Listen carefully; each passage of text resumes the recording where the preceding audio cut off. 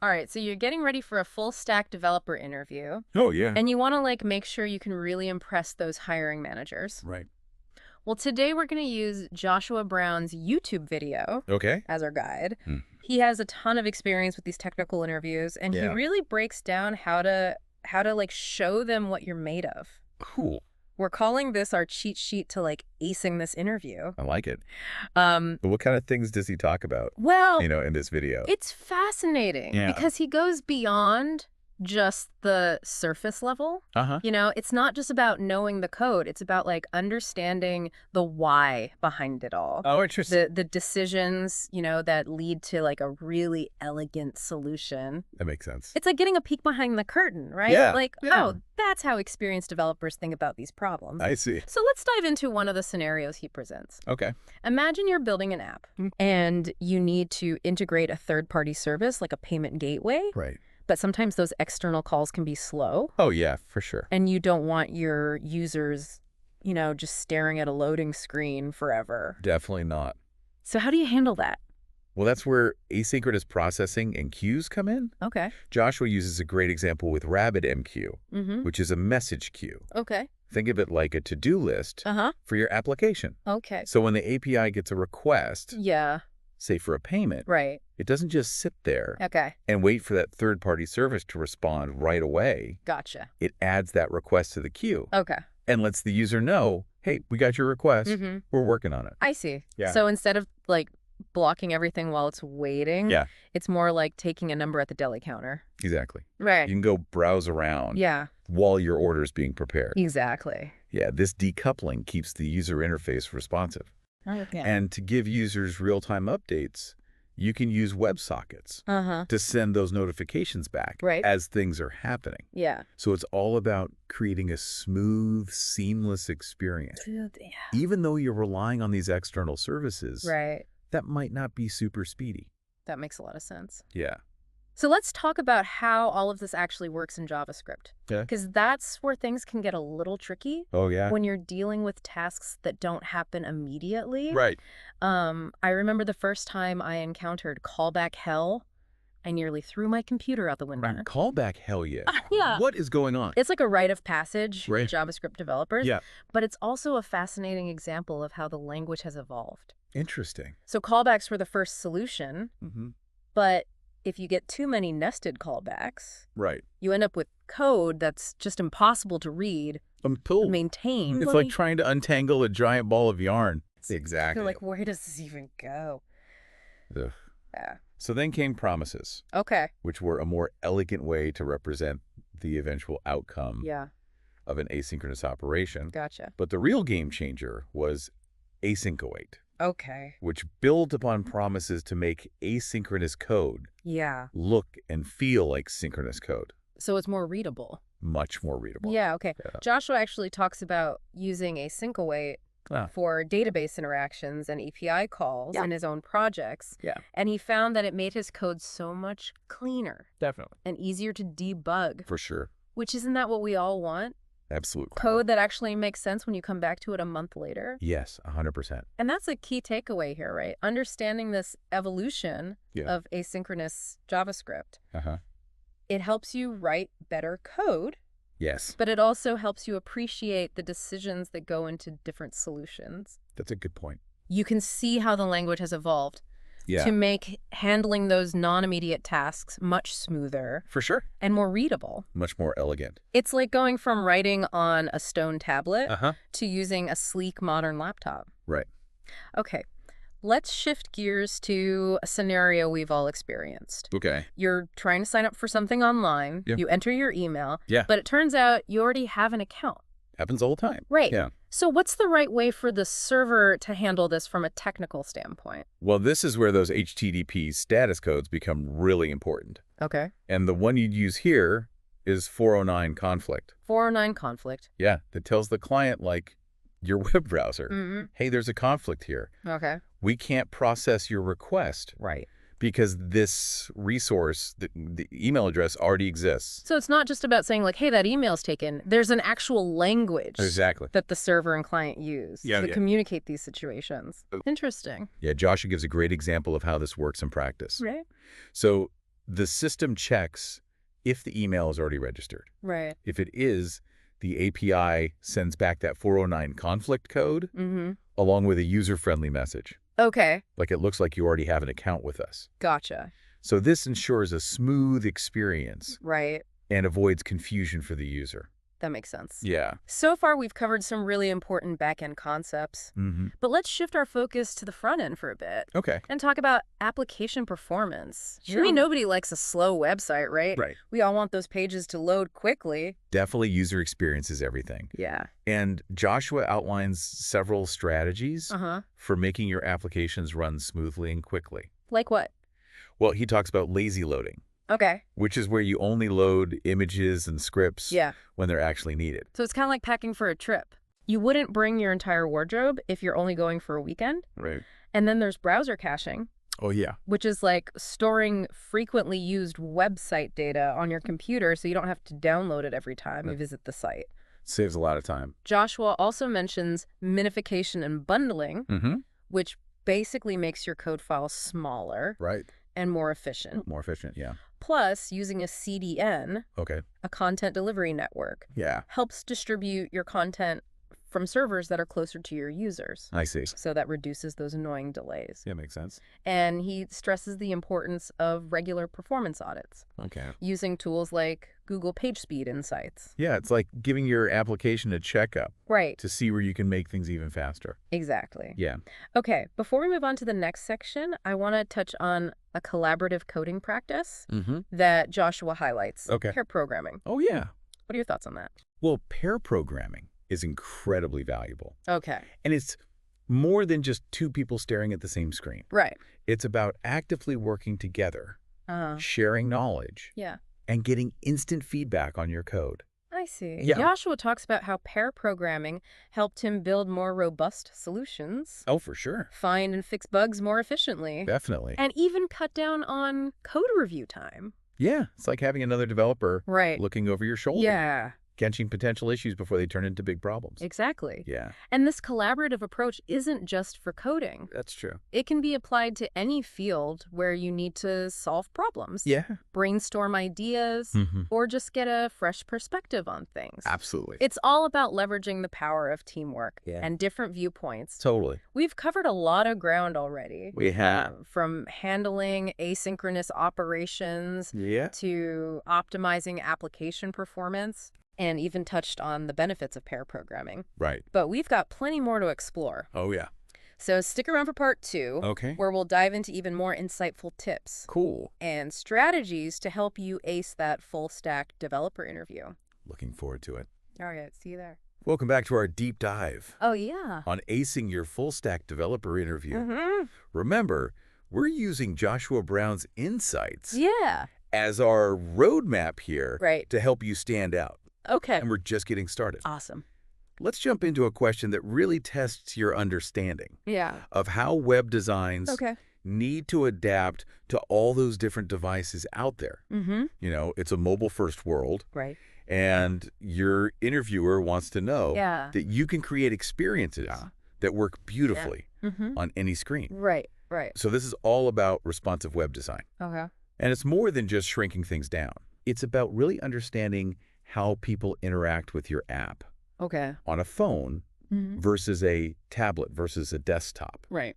And then you can tailor the layout, Yeah. the navigation, the content Mm-hmm. to fit each device perfectly. So it's like your website is a chameleon, Exactly. blending in seamlessly Yeah. with whatever environment it's in. Think about how frustrating it is Right. Yeah. to pinch and zoom I know. on a website that clearly wasn't designed Right. with your phone in mind. It's the worst. You want your users to have a smooth, Mm-hmm. intuitive experience, Right. no matter how they're accessing your site. For sure. Yeah, and Joshua emphasizes that this goes beyond just the code. Okay. It's about understanding user experience from the very beginning Yeah. and making design choices Right. with those different screen sizes in mind. Oh, it makes sense. And you've got a whole toolbox of techniques Mm-hmm. to achieve this Okay. flexible grids, media queries, Yeah. mobile-first CSS frameworks. There's a lot to explore Okay. in the world of responsive design. Speaking of balancing priorities, Okay. let's talk about that age-old dilemma All right. Features versus performance. Yeah. We all want our apps to be packed with cool features, Of course. but we also need them to load lightning fast. Right. It's a classic balancing act. Totally. Every new feature you add Yeah. has the potential to impact performance, Mm-hmm. even if it seems small at first. It's like adding more and more luggage to a plane. Uh-huh. I like that. At some point, it's just not going to take off. That's a great analogy. Right. Joshua's advice Mm. is to approach this challenge strategically. Oh, okay. Prioritize those features Yeah. that are absolutely core Right. to your app's functionality Mhm. and the user experience. Okay.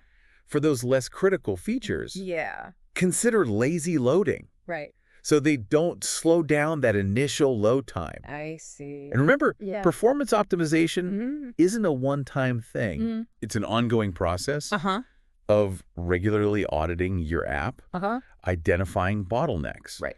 and making adjustments. It's like fine-tuning an engine Exactly. to make sure it's running at peak performance. Yeah. Now, let's get a bit more technical Right. and talk about a topic Oh. that's becoming increasingly important in web development, Okay. server-side rendering, SSR. or SSR. Yeah.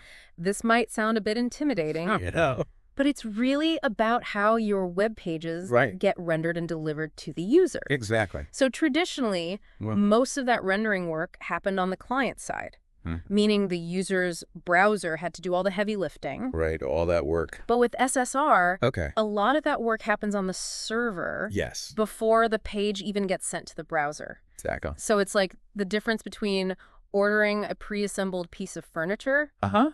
Okay. and getting a box of parts with instructions to put it together yourself. I see what you mean. Right. Yeah, and this can have a big impact Okay. on how fast your pages load, Mm-hmm. especially for users Yeah. with slower connections Sure. or less powerful devices. Makes sense. It can also be a big win for SEO. Oh, how so? Well, because search engines Yeah. have an easier time crawling and indexing content Mhm. that's already rendered. Interesting. Yeah. Joshua does point out, though, Yeah. that SSR isn't a magic bullet. Right. It can add complexity Yeah, for sure. to your server setup, Mm. and it might not be the best fit Right. for every project. You got to weigh the pros and cons Right. and choose the approach That's that fair. aligns best with your specific needs. All right, let's face it. Okay. Bugs are a fact of life for developers. Oh, yeah. Tell me about it. No matter how careful you are, Mhm. those little critters are going to pop up They always find a way. from time to time. Right. So how can we approach debugging strategically? Well, debugging is like solving a mystery. Okay. You have to gather clues, Huh. follow the trail, Yeah. and figure out what's really causing the problem. All right. Joshua really emphasizes the importance Right. of having a systematic approach. So, like, what? Well, he suggests starting by reproducing the bug consistently Okay. so you can understand the steps Yeah. to make it happen. Right. Then it's about narrowing down the possibilities. Right. Examine the code, look at the logs, Mm. check the network requests. And this is where your developer tools Yes, become your best friend. absolutely. Debuggers, console logs, network inspectors, they let you step through the code. Right. See what's happening with your variables. Yeah. Understand what's going on behind the scenes. Powerful tools. And never underestimate the power of collaboration. Oh, for sure. Sometimes talking through a bug with a colleague Right. or pair programming Yeah. can help you see things from a new angle Absolutely. and find a solution you wouldn't have seen on your own. It's like having a fresh set of eyes Right. to spot those subtle clues Yeah. you might have missed. Now let's talk about something that's incredibly important Okay. in web development, Hmm. security. Oh, yeah. Big one. How can we build applications that are secure Right. and protect sensitive user data? Well, web application security is a huge topic, Yeah. but Joshua lays out some core principles Okay. that every developer should follow. Like what? First and foremost, Yeah. never ever trust user input. Okay. Always validate and sanitize any data Right. that comes from the client side. Gotcha. This helps protect against common attacks Mm-hmm. like cross-site scripting and SQL injection. So it's like having a security checkpoint Exactly. at the entrance to your application Yeah. to make sure only authorized and safe data gets through. I like that analogy. He also stresses the importance Yeah. of strong authentication Mm. and authorization mechanisms Right. to control access Yes. to sensitive resources. It's like a multi-layered security system Right. for your app, Yeah. ensuring that only the right users have access Okay. to the right information. And of course, Yeah. it's crucial to stay informed Oh, absolutely. about the latest security best practices Mm, and vulnerabilities. right. The landscape of cybersecurity is constantly changing. Yeah. You need to stay ahead of the curve. It's like keeping your antivirus software up to date, Exactly. so you're protected against new threats. Right. Okay, let's talk about that interview question. Right. That often makes people squirm. Uh-huh. Yeah. What is your biggest weakness? Oh, yeah. Everyone hates that one. It can feel awkward to talk about our flaws, It does. but it's actually a chance to show self-awareness Right. and a commitment to growth. Good point. The key is to be honest and specific, Yeah, but also focus on what you're doing to address that weakness. I see. So, for example, if, you tend to get lost in the details. You could talk about how you're working on improving your time management skills Right. and prioritizing tasks more effectively. That's a good example. It's about showing the interviewer Yeah. that you're not afraid to acknowledge areas for improvement Uh-huh. and that you're actively working on becoming a better developer. Exactly. We've covered a ton of ground We have. in this part of our deep dive, Yeah. from responsive design and performance optimization Mhm. to debugging strategies and security best practices. A lot of good stuff. But hold on tight, Okay. because in part 3, All right. we'll wrap things up Cool. with some final insights from Joshua Great. to help you truly nail that full stack developer interview. Welcome back to the final part of our deep dive Oh, yeah. into acing that full stack developer interview. Right. We've covered a ton of ground, from Mhm. technical skills and collaborative approaches through Yeah. performance optimization and security best practices. Uh-huh. Now let's talk about how to wrap it all up and leave a lasting impression with that all-important question. You know the one I'm talking about. Why should we hire you? Exactly. This is your time to shine, Yeah. to bring all those insights we've talked about together and show them why you're the perfect fit for their team. Right. It's not just about regurgitating your resume. Yo. It's about showcasing your passion for development, Yeah. your unique skills, Mhm. what makes you stand out from the crowd. Joshua's advice is to really think about what sets you apart. Okay. Is it your deep understanding of a particular technology, your knack for solving complex problems, your Yeah. ability to collaborate effectively with a team? Right. Figure out your strengths Okay. and how they align with what the company needs. That's a good point. It's like you're a puzzle piece, Huh? Okay. and you need to show them Yeah. how perfectly you fit into their big picture. I like that. Do your research on the company Uh-huh. and understand their challenges and goals, Right. then connect the dots. Okay. Show them how your skills and experience Yeah. can help them achieve those goals. Makes sense. And don't be afraid to let your personality shine through. Oh, for sure. Let them see your enthusiasm for development, your willingness to learn and grow, Yeah. and your excitement to contribute to their team. It's about showing them you're not just a code monkey. Right. You're a passionate problem solver Yeah. who's ready to make a real impact. Now, before we wrap up, I have to ask about one last piece of advice Okay. Joshua gave that really stood out to me. Yeah. He talked about the importance of contributing to open source projects. Oh, absolutely. This is something I always emphasize too. It's an incredible way to gain real-world experience, demonstrate your skills to potential employers, Yes. and show your passion for the craft. It's like building your own portfolio of projects Right. that you can proudly share with the world. Exactly. And it's not just about writing code. Right? You learn how to collaborate with other developers, follow coding conventions, write documentation, Yeah. and really dive deep into a project. It's a great learning experience. So as we wrap up this deep dive, Right. I want to leave you with one final thought. Right. The world of full stack development is constantly evolving. Yeah. There are always new technologies to learn, new challenges to tackle, new opportunities to explore. Embrace the journey. Yeah, Never stop learning. right. And keep that passion for development burning bright. I love it. Yeah. And remember, Yeah. this deep dive is just the starting point. It's up to you to take this knowledge, Okay. build upon it, Yeah. and create something amazing. Go out there and build something awesome. Thanks for joining us on this Yeah, I thought journey that was fun. into the world of full stack development. Yeah. We hope you've gained valuable insights that will help you ace that interview Right. and embark on an exciting and fulfilling career. There's a luck out there. Good luck out there, and keep coding